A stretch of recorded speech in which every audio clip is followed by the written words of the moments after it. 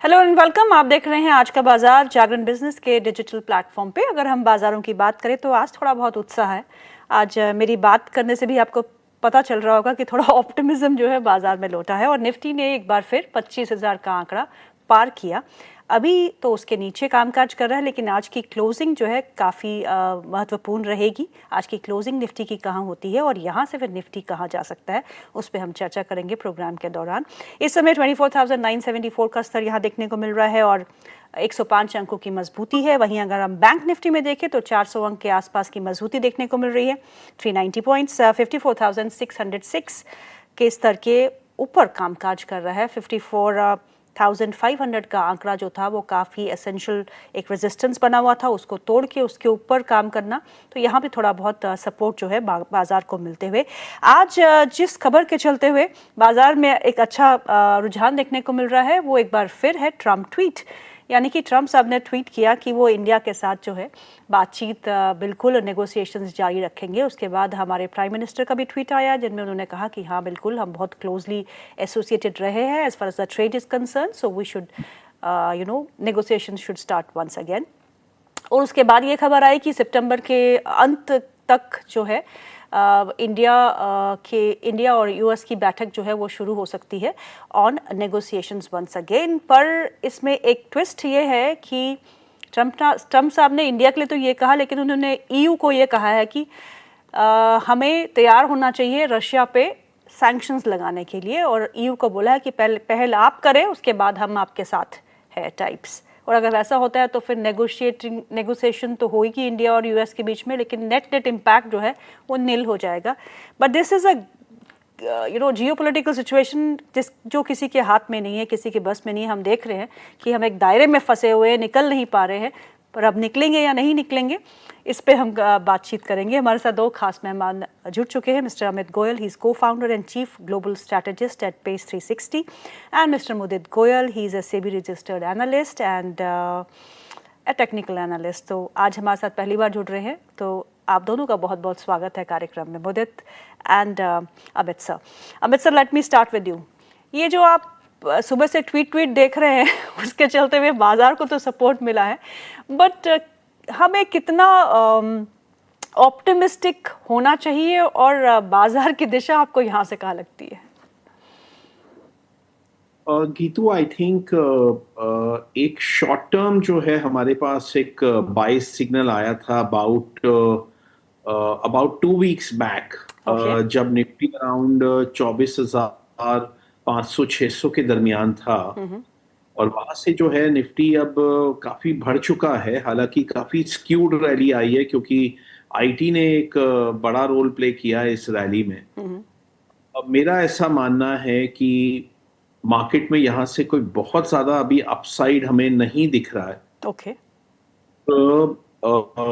Basically ये एक short term bounce जो है वो आना लाजमी था, बिकॉज इंडिया बहुत ज्यादा ओवरसोल्ड हो गया था ट्रम्प टैरिफ्स के वजह से। एंड आई थिंक अब जीएसटी की भी न्यूज पूरी आ चुकी है और अब धीरे धीरे करके ये ऑप्टिमिज्म आ रहा है कि अगले 1 से लेके 2 महीनों में ट्रम्प टैरिफ वाली जो सिचुएशन है वो थोड़ी रिजॉल्व हो जाएगी और एटलीस्ट इंडिया एक ऐसे लेवल पे आ जाएगा जहां पे we will be back in business with US. तो और प्लस जो है वो आईटी के ऊपर अभी कोई भी एक्शन नहीं होना है, इसकी भी अब धीरे धीरे करके मार्केट में काफी क्लैरिटी आ गई है। काफी र्यूमर्स जो है वो घूम रहे थे मार्केट में कि भाई नेक्स्ट जो स्टेप है वो इंडियन आईटी के ऊपर कोई टैरिफ या कोई रिस्ट्रिक्शंस या कोई वीजा इश्यूज जो है आने वाले हैं। सो आई थिंक काफी सारा जो एक किस्म से जो हमारा जो पेंडोरास बॉक्स था या काफी सारे जो वॉल ऑफ वरीज थे वो मार्केट अब क्लाइम कर चुका है। एंड माय सेंस इज कि ग्लोबली जो है मुझे अभी मार्केट्स बहुत ज्यादा अच्छे नहीं दिख रहे हैं। I think we are probably going into a lean period globally. और उसकी वजह एक ये भी है कि डॉलर इंडेक्स जो है वो उसने फिर से एक बॉटम बनाया है पिछले 2 दिनों में, जो कि 97.25-30 का लेवल है और अभी 97.70 के रेंज में चल रहा है गीतू। एंड डॉलर इंडेक्स का बढ़ना जो है तमाम इमर्जिंग मार्केट्स के लिए एक थ्रेट है। मगर मैं समझता हूँ इंडियन मार्केट में on a very short term basis थोड़े से टेलविंड्स अभी और हो सकते हैं, because FIIs have just turned buyers yesterday after selling for many days. तो इट इज पॉसिबल कि हम आने वाले 2 4 5 दिन में हम थोड़ा सा और रैली करें. ओके. एंड आई थिंक 25,300 एक ऐसा लेवल है जो कि हमारे जहन में हमारे है कि 25,300 एक लो हैंगिंग फ्रूट है जो कि इंडिया कभी भी अचीव कर सकता है. बट इसका बिल्कुल ये मतलब नहीं होगा कि इंडिया जो है कोई लॉन्ग टर्म बुलिश स्टोरी बन गई है या समथिंग, बिकॉज हमारा अभी भी ये मानना है कि India is a very big bubble when it comes to equities. We are still too overvalued. IPO pipeline जो है वो तकरीबन $25 बिलियन की IPO पाइपलाइन आने वाले 10 महीनों में हमारे सामने है. एंड किसी भी तरीके से जो है इंडियन मार्केट जो है वो अंडर वैल्यूड नहीं है. It's a very very over valued market considering कि हम इकोनॉमिक साइकिल में कहाँ पे आके खड़े हैं. अर्निंग नहीं हो रही है. So I think all told on a very short term basis maybe अभी थोड़े से टेलविंड्स और हों एटलीस्ट नेक्स्ट वीक तक, जब तक ये फेड की मीटिंग होती है तब तक. I think there are some more tailwinds, but उसके बियॉन्ड जो है मुझे केवल हेडविंड्स ही हेडविंड्स नजर आते हैं आने वाले 1 साल के लिए. So I am very very bearish on the markets on a 1 to 2 year horizon. But जो हमने शॉर्ट टर्म कॉल दी थी अभी 2 हफ्ते पहले, आई थिंक प्रोबेबली शायद उसमें जो है another 200 to 300 points is maybe on the cards. Okay. Mudit, thank you so much for joining in. Mudit, आपको क्या लगता है चार्ट्स पे निफ्टी आज 25,000 का आंकड़ा तो पार किया है, उसको सस्टेन कर पाएगा क्लोजिंग तक या नहीं? और दूसरा, बैंक निफ्टी से आज अच्छा सपोर्ट मिल रहा है, और बैंक निफ्टी या Nifty both on charts. Good afternoon ma'am, और गुड आफ्टरनून ऑल व्यूअर्स. देखिए, सबसे पहले तो निफ्टी पर ही बात करेंगे. निफ्टी में जिस तरह के स्ट्रक्चर बने हुए हैं, काफी टाइम के बाद 25,000 के लेवल को निफ्टी ने टच किया है, और उसके बाद सुबह से हम देख रहे हैं होल्ड कर पा रहा है. नो डाउट 20-25-50 पॉइंट की रेंज में निफ्टी ट्रेड हो रहा है, बट बाइस पॉजिटिव है, क्योंकि जैसे ही डिप देखने को मिलता है हैवीवेट काउंटर्स में बाइंग देखने को मिलती है. तो हमारा ऐसा मानना है बिल्कुल क्लोजिंग तक 25,000 के लेवल को निफ्टी टच करेगा, और यहाँ से 200 पॉइंट की और रैली देखने को मिलेगी. 25,200 इंपॉर्टेंट हर्डल का काम करेगा, क्योंकि जिस तरह के पैटर्न बनते हुए नजर आ रहे हैं, inverse head and shoulder pattern complete होगा 25,200 पर. तो उसका बेस फॉर्मेशन लास्ट 2 वीक से देखने को मिल रहा है. तो हमारा ऐसा मानना है 25,200 तक के अपसाइड मूव दिखाएगा, उसके बाद रैली और एक्सटेंड होती हुई नजर आएगी. वही अगर निफ्टी बैंक की बात करते हैं, निफ्टी बैंक में अगर चार्ट स्ट्रक्चर पे देखें तो 200 डेमा को अच्छे से बैंक निफ्टी होल्ड कर पा रहा है, और हर बार वहां से बढ़िया बाइंग देखने को मिल रही है. आज के सेशन में जो लास्ट 6 सेशन से जो कंसोलिडेशन था निफ्टी बैंक में, करीब 53,500 से लेकर 54,400 की रेंज में, उसका ब्रेकआउट आज के सेशन में हुआ है, और कंसोलिडेशन ब्रेकआउट के ऊपर सस्टेन कर रहा है. ये रैली और एक्सटेंड हो सकती है बैंक निफ्टी के लिए. 55,200 55,500 इंपॉर्टेंट हर्डल का काम करेगा, उसको निकालता है, उसके बाद और रैली एक्सटेंड होती हुई नजर आएगी. 22 निफ्टी और बैंक निफ्टी के लिए, दोनों के लिए आने वाले दिनों के लिए पॉजिटिव ही साउंड कर रहा है.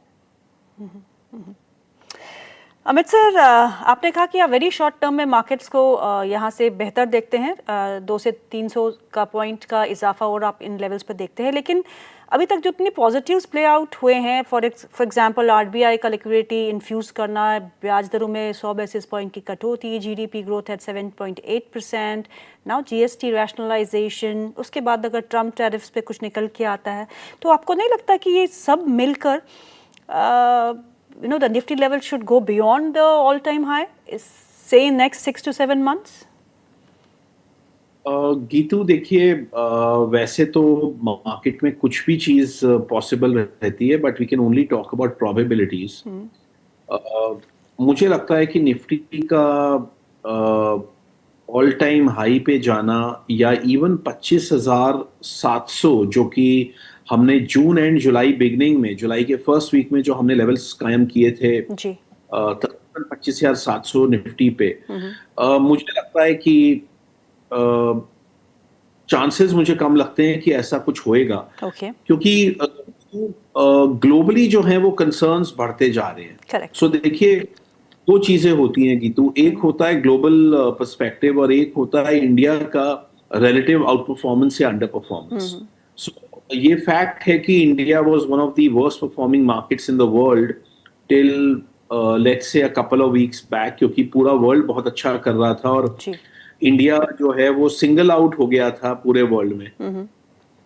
तो आई थिंक वहां वो जो उसका एक नॉर्मलाइजेशन जो है वो काफी हद तक मुझे लगता है कि ऑलरेडी हो चुका है, और जो बचा हुआ नॉर्मलाइजेशन है वो आने वाले कुछ दिनों में या हफ्ते 2 हफ्ते में हो सकता है। मे बी नवरात्रे शुरू हो रहे हैं और वही डेट है जीएसटी रेट्स कम होने की, तो maybe around that time वहां तक कुछ टेलविंड्स हो सकती हैं Geetu. But I think globally बहुत ज्यादा कंसर्न्स बढ़ते जा रहे हैं। US economy is clearly going into a recession. India की अगर मैं बात करूं तो we are extremely and horribly overvalued, और धीरे धीरे करके प्रोमोटर्स अपनी स्टेक्स बेच रहे हैं। अब आपने न्यूज देखी, कोटक महिंद्रा बैंक में जो है वो 1000 करोड़ की जो है वो स्टेक सेल हो रही है। उससे पहले हमारे अपने प्रमोटर ग्रुप्स ने जो है जेएसडब्ल्यू में, भारती में और तमाम शेयर्स में जो है वो लोग शेयर बेच रहे हैं। तो it is very very obvious, किसी भी अगर कोई नॉन बायस तरीके से अगर इंडियन मार्केट को देखेगा और हमारी जो अर्निंग प्रोजेक्शंस हैं उनको देखेगा और अभी जो हमारे जो अर्निंग नंबर्स आ रहे हैं उनको देखेगा, तो इट इज सो ऑब्वियस कि we are horribly overvalued because of the 28,000 crore SIP money and about 50,000 crores of total money going into SIPs, ETFs, mutual funds, life insurance, LIC, general insurance, pension funds, सारा मिला के हर महीने का ये जो 50,000 करोड़ आ रहा है, इसने इंडियन मार्केट को टोटली अनइन्वेस्टेबल कर दिया है। एंड ग्लोबली फंडामेंटल्स बहुत खराब हो रहे हैं and we are clearly heading into a down cycle, we are clearly heading into a recession. ऐसे में इक्विटी मार्केट को खरीदना is extremely dangerous, it is fraught with extreme danger.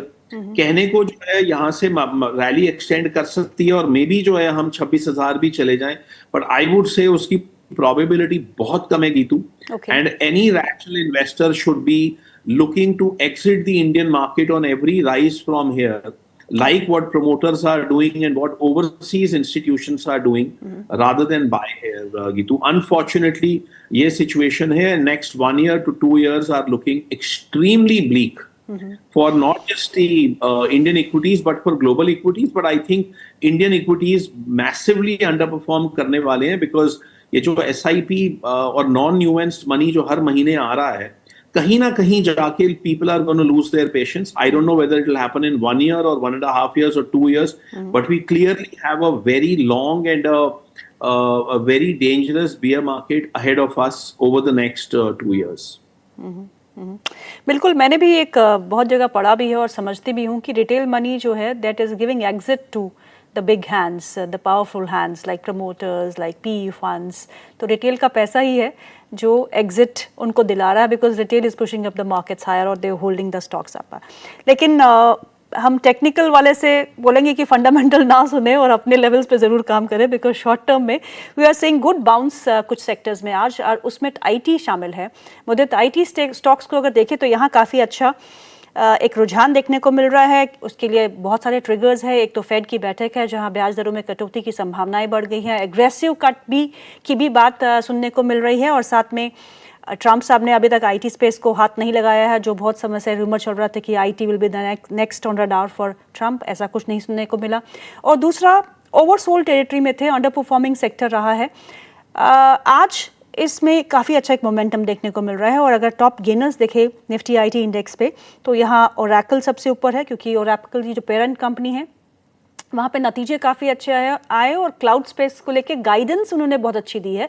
तो बाहर यूएस में जब स्टॉक तो था वो 27% ऊपर बंद हुआ था, उसका एक रब ऑफ इम्पैक्ट हमको ओरेकल फाइनेंशियल्स में आज देखने को मिल रहा है। और ये स्टॉक 9% ऊपर है, परसिस्टेंट 5% ऊपर है, कोफोर्ज 4.5% ऊपर है, एम्फेसिस 4.5% ऊपर है, LTI माइंडट्री 4% ऊपर है, Infosys, TCS, Wipro, HCL tech, all the large caps are buzzing in trade. उसमें 2 से 4% का इजाफा देखने को मिल रहा है।